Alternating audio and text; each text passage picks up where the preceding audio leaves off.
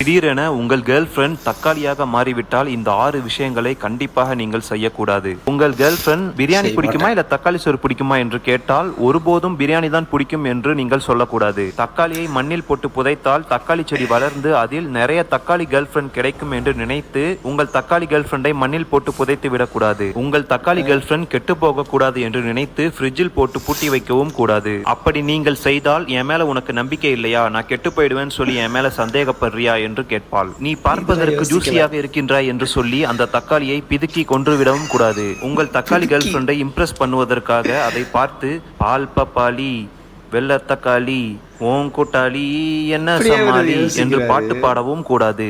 ஏனென்றால் நான் தக்காளி ஓகே, யாரா அவ பால் பப்பாளி என்று கேட்பாள். அதே போல் நீ தக்காளி தானே, you belong to the kitchen என்றும் சொல்லக்கூடாது. அப்படி சொன்னால் கண்டிப்பாக பிரேக்கப் தான். நன்றி. இவர் எப்படி அதை யோசிக்கிறாருன்னு தெரில. தக்காளி கேர்ள் ஃப்ரெண்டு பால் பப்பாளி செமங்க பா.